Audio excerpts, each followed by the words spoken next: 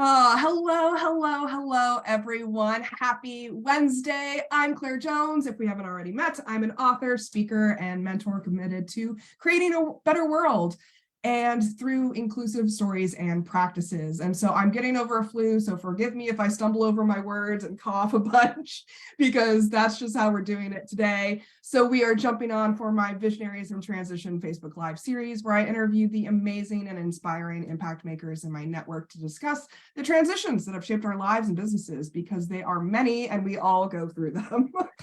And if you're joining us, please like, comment, share below. Let us know that you're here. And today I'm talking to Lindsay, who's with Mental Health for Leaders, expert in hope. And I'm so glad to have her here today. Hey, thanks. I'm super glad to be here too. Yeah. Well, happy holidays. Let's dive on in. How did you get to where you are today? Well, I mean, when you start your career in accounting and finance and end up as a self-proclaimed expert in hope, you can imagine that the crooked journey is something, I feel like it's a little bit interesting. So 5 years ago, I started doing this work and it came from a super personal place. I recognized that I got my hope back. At the same time, I recognized that I'd lost it in the first place. And it was like this, okay, I got this. And then what the actual hell happened to get me to this place where I didn't even know that I'd lost hope in the first place. Yeah. And so lifelong learning is one of probably my number one value in life. And so I wanted to figure out what the heck had happened. How do I not get to this place again?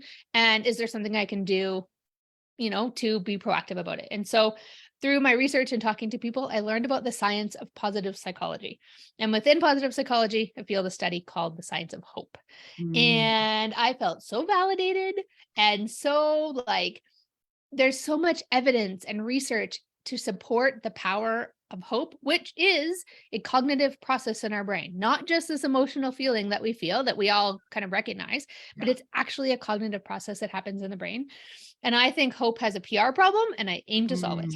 Yeah. I absolutely love that. I love that you brought up validation. When you find research that validates how you feel and think already, it's confirmation bias at its best, right? Totally. That's how I felt when I found the field of neuro leadership and all of the neuroscience behind leadership skill development. And they really do dive into this thing that you're talking about of positive psychology and how much it does affect our day-to-day lives and how it shows up in our brains and affects what we do, how we do it, so on and so forth. So I absolutely love that you brought that up. I am here to talk about science all day long. Right?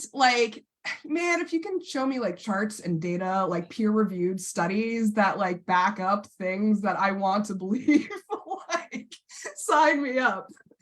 Well, and that's the thing is I was a huge skeptic. I mean, don't even talk to me about the language of compassion. Heaven help me if I even use gratefulness in a sentence 5 years ago, because it just felt so fluffy. It felt cosmic woo-woo. It felt Buddha and Zen and all of those wonderful things that other people do. But now that I've brought it into the realm of science and research, and nothing like a global pandemic to make it all personal to us all, now I am so much more comfortable with that language. It is internal. It is, cognitive. And as a finance and analysis professional, that I can get behind. Combining, marrying the two of those things together, the intuitive plus the practical, that's kind of the sweet spot that I've landed in, which is really, really cool.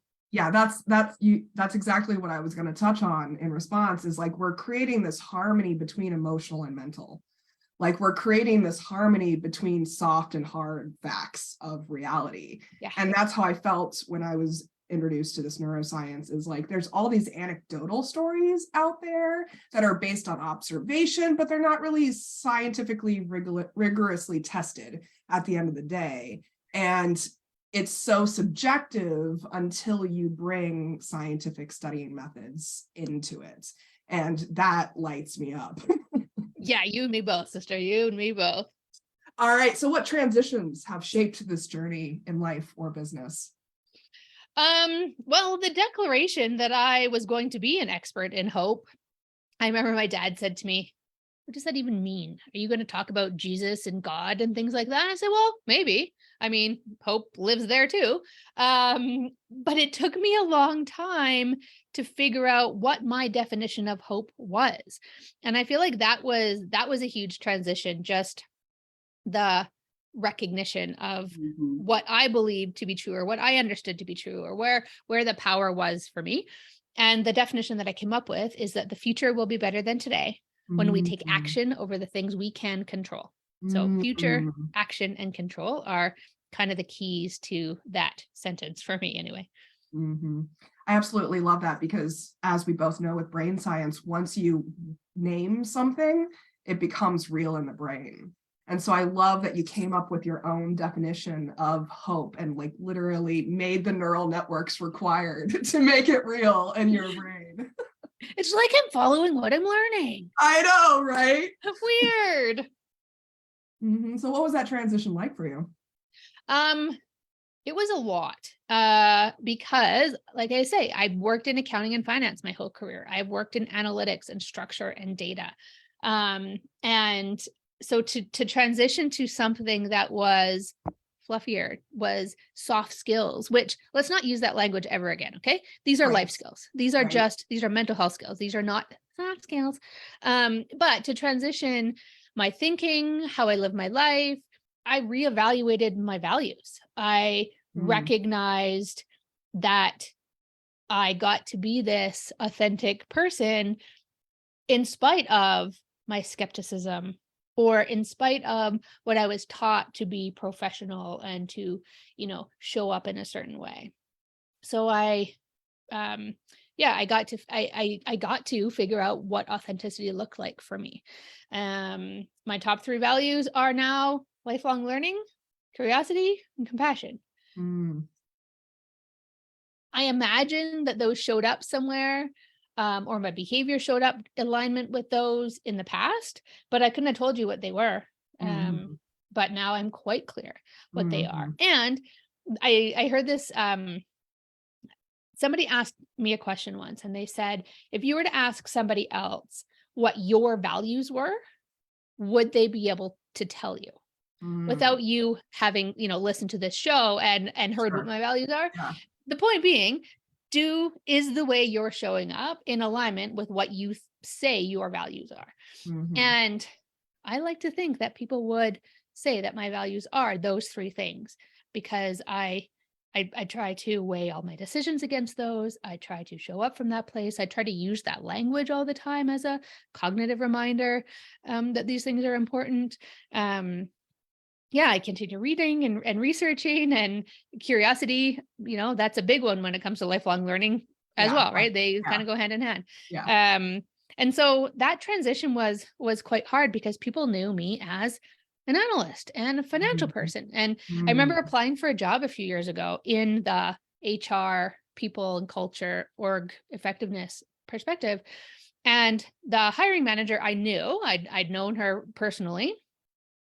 And it was a kind of a, I don't know, a subtle question was, tell me what kind of, tell me who would be perfect for this role, or something like that.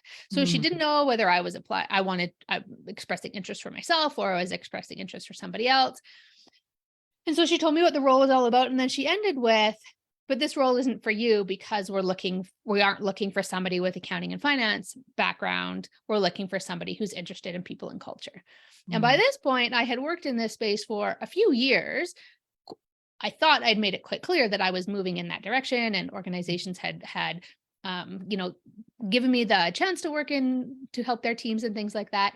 But because she knew me in that accounting and finance role, it was like, that's the box you're in, and never the two shall meet. And so that transition was quite hard. Now, for sure, people know me as the Hope Lady. People, whether it's from my podcast or from my talks, the work that I do with organizations, my LinkedIn profile, they know me as the Hope Lady, and that's quite cool. It took 5 years to get here, but that transition has been really cool. And I love that you brought up decisions related to your value sets, because that helps you make quicker decisions too, is like when you have that value set of things that you deeply, deeply believe in, you can make quicker decisions as you go. And you have that ability to use that filter wherever you are too. And it's a learning process to introduce that filter to others as well. And I love that you brought up that dichotomy of you believe it, but you also have to continually put yourself forward in that filtered light to help other people believe it too. Yeah. And that's where, courage can come in. Stepping away from maybe societal norms or family expectations or whatever that looks like. The number of people that said to me, "You can't sell hope." I was like, well, I can talk about it. It's contagious and people are, they're buying in. They are asking me to talk more about it. So obviously I can sell hope, I think that's so ridiculous. Like, isn't everything selling hope at the end of the day? Like when you buy a product, aren't you hoping that it's going to affect your life in some shape or form for the better? Like, like it is the literal definition of wanting to move towards a future better than today, right? Yeah. All like of our actions, or like a coaching program. Yeah. Like each one is going to benefit your life in some way. Yeah. Every action we take is towards that hopeful future, in some way or another. Maybe it's backwards from that hopeful future if we take a step that maybe we shouldn't be taking, but naturally most of us want to move towards that hopeful future, and taking these steps, buying into the concept of hope and really leveraging it. Yeah, it's a huge part. It is a huge part of life. So what were kind of the lessons that you learned along the way throughout this process? Find that intrinsic motivation, because when it gets hard, and it will, when you can connect back to that reason that you're doing it, it's like, okay, get up and go again. Because if it doesn't matter, finding that extrinsic motivation is just like totally depleting, right? You're gonna end up into burnout way faster than anything else. I interviewed this author a million years ago, Sally Hogshead. Super fascinating lady. In fact, her shtick is fascination. Like, she is fascinated by fascination. Super awesome, creative lady. And she said to me, whatever you get into, if you're going to write a book, if you're going to start a company, whatever, make sure you want to talk about it a lot for a really long time. Yeah.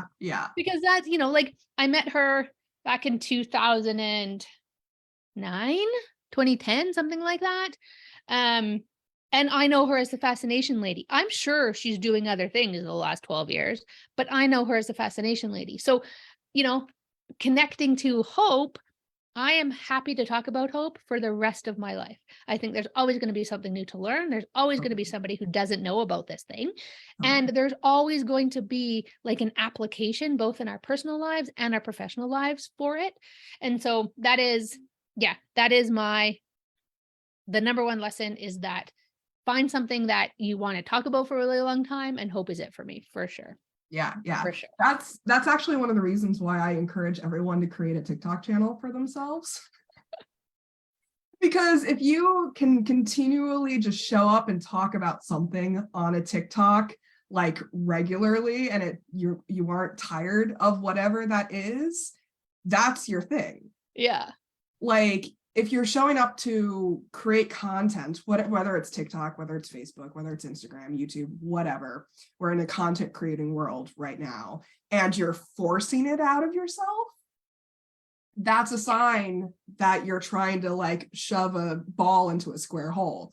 Like, it's not an alignment. But if you can find yourself being like 10 o'clock at night, 2 o'clock in the morning, 7 o'clock in the morning, and just be like, I need to talk about this thing. Someone needs to hear me talk about this thing, without being driven by that need to create content, but more so driven by that need to just talk about the thing. that's the sign. Yeah, that's that intrinsic motivation versus extrinsic motivation, right? The extrinsic being, I have to create the thing because I know I have to create the thing for exposure and blah, blah, blah. Or I have to talk about this thing because it's super intriguing to me and I'm feeling called to have a conversation with somebody about it. That's that intrinsic motivation. Yeah. Yeah. It's like those conversations that you have with yourself, by yourself, around the house. Like, that's your thing. Yeah, I dream about hope. It's a bit out of control. Yeah. Like, ever since becoming like the full-time author and transitioned to that, I'm like, I can't stop talking about books. Like, Yeah. and I've been doing that since I was a kid. Like, books, like, I can always talk about books with everyone. Yeah. Well, and I think that's something to be cognizant of as well. Like, the science of hope is a labor of love for me. And I think that's why it's been so successful, is because I don't have, I was going to say I don't have finances attached to it, but because of course you do. If you're going to spend your time doing something, especially if you're going to make it into your profession, you want to be paid for it, right? Like, we still have to pay our mortgage and all of those kinds of things. But when that's kind of the secondary or tertiary objective for why you're doing the thing, and the primary objective of doing the thing is literally to, in my case, solve Hope's PR problem, it's easier to do. It doesn't take as much energy. In fact, it's energy recharging instead of energy depleting. Yes. And you don't come across as desperate when you're having conversations with people about it, right? Matthew McConaughey talked about that in his book. If you've read his Green Lights book, super fascinating. Appreciate Matthew McConaughey or otherwise. He's got a ton of lessons in there that I took away. And one of them was, he was talking about going to Hollywood and having a meeting with an agent, I think, agent or director. And his mentor said, like, you can't go talk to him until you're not desperate for a job. Like, you only can go talk to these people when you sort of lackadaisical about it. Like, you can't go when you're desperate about it. And that translates so well into business, generally speaking. You don't have to just be an actor for that concept to ring true, I think. Yeah. It reminds me of this phrase that I learned a couple of years ago. I used to have it on my desk, but I took it down. But it was basically like, growth happens at the rate of safety. Like, when you feel safe within that concept, like not desperate, essentially, that's where growth happens. Whereas, like, and I'm not talking about like this discomfort zone. I think you can be safe within the discomfort zone as well. Yeah. But once you are like, just feel stable, maybe stable is a better word for that, is like, once you feel just like, this is the foundation, like, I can't sink lower than this, then that's where growth happens. Yeah. And also,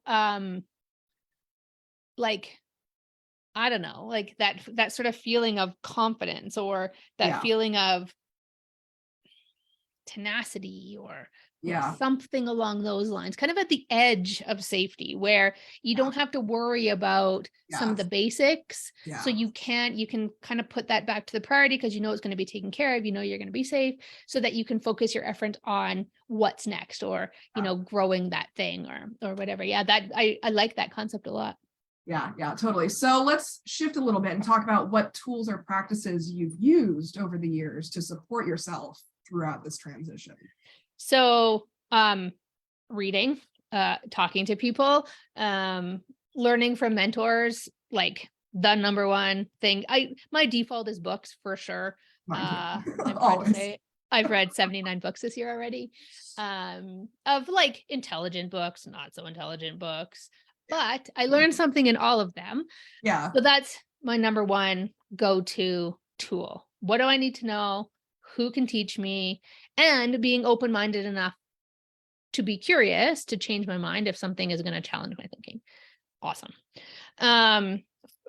Number one tool for sure. And then number two tool, kind of sit in it for a bit. It takes me a really long time to make a decision, but once it's made, it's like done, executed, actioned, do the thing. But it takes me a really long time to make a decision. And that was problematic for me for a long time. I used to get so mad at being mad or frustrated at being frustrated.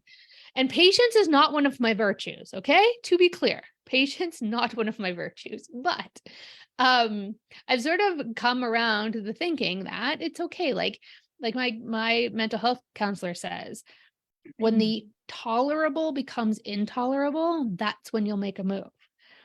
And so I've been more tried to be more patient with myself, recognizing that things that are tolerable, like not awesome, not terrible, but literally tolerable, it's okay to hang out there for a bit. Like give yourself some grace about that. So I've tried to practice that a lot. Yeah, so just sit in it, be okay with sitting in it, and make the decision and then execute whenever that time is right to do it. Yeah. I would have to say that impatience is my Achilles heel. Like, it made me think of Brene Brown, like embrace the suck. You just gotta like sit in it sometimes and just accept that that's what's going on. Yeah. So I often have to like envision my impatience as a separate being that's just like screaming at me from the back seat of the car. Like I'm driving the car. The impatience is not allowed to drive anymore. I've let her drive before and things turned out badly. So she's relegated to the back seat for now, but I can't completely kick her out of the car just yet. Yeah. I like that analogy or that visualization. Yeah. Because it's like I'm ultimately in control here. And the impatience can be screaming at me to go do the thing, but I've grown, I've evolved, I've healed to the point where I can just ignore the screaming in the background. Well, good on you for ignoring. Patience is definitely something I have to practice. It's a practice. It's a continue. I mean, it's why I haven't been able to kick her out of the car just yet. At least she's in the backseat. That's cool. She's a backseat driver for sure. Yeah. But I totally get that. And like, you have to have some type of practice of like sitting in it, recognizing what's actually going on and actively deciding not to do something about it. And I think one of the great phrases that I've really embraced this year is, oh my God, my mind just went blank. What was it? Constant self-improvement is actually self-harming at the end of the day, because you're constantly putting yourself down for not being where you want to be. I like that. Yeah. My sister says to me, sometimes inaction is action in itself. Yes. And I talk about that all the time when it comes to the creative process. Like when you are creating something, when you're writing something, whether it's content, whether you're an author, whether you're an artist, whether you're a musician, dancer, whatever you are, you have to allow time to not create, because you can't expect the faucet to be on 24/7 or when you want it to be. Damn it. Like people always ask me if I ever get writer's block, and I'm like, not really, but I do get writer's fatigue. And I do have to recognize when I'm just not going to be in a creatively productive mode. And it's really that self-awareness that we're talking about at the end of the day, to recognize that me sitting down to write right now isn't actually going to be beneficial in the long term, because it's just drawing from an empty well. Yeah. Couldn't agree more. Not always awesome at it, but I definitely get the value. Yeah. I've learned to redirect that energy when I do feel like I still need to be doing things, but I recognize that it's not going to be useful for me to do the things in the area that I want to do the things. I rage clean. Oh, can you come rage clean at our house? Because that would be swell. It's not predictable. And we live too far away. Yeah. Like I can't rage clean on a weekly basis. It's probably like a quarterly kind of cycle that I rage clean. But like it at least makes me feel like I'm accomplishing something, even if I'm not accomplishing what I want to be accomplishing. Well, and your subconscious is working on it behind the scenes. And so it's productive anyway. Yeah. But like rage washing dishes is my go-to. I need someone to rage dust around here. That'd be pretty sweet. Yeah.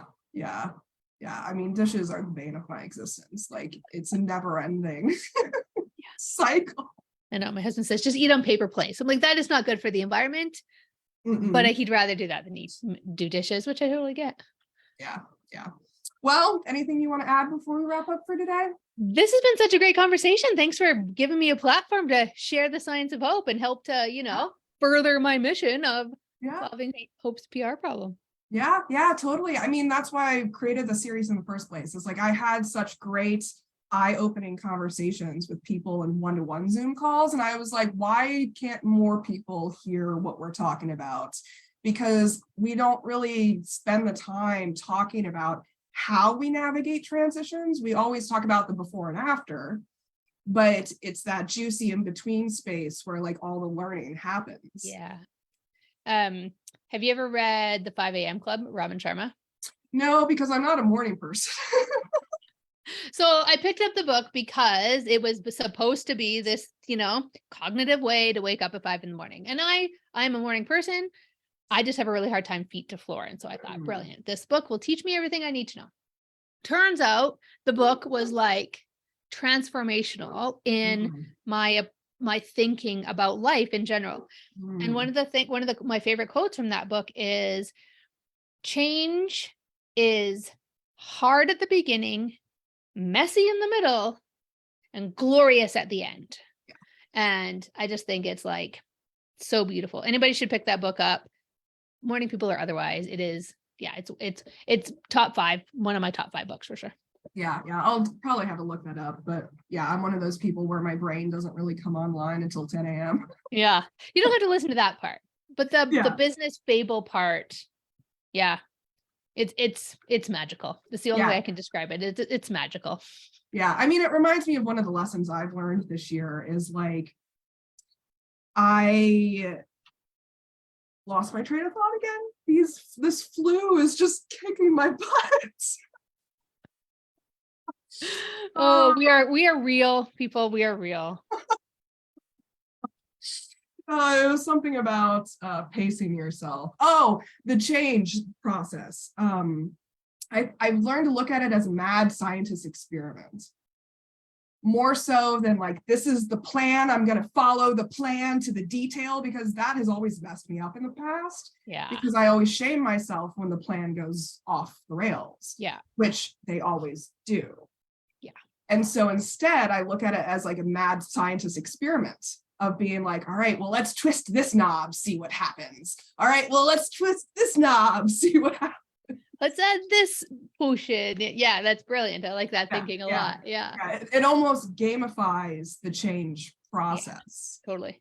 Which makes it a lot more palatable, at least for me. Yeah, totally. I like it. Yeah, this is so fun, Claire. Thank you.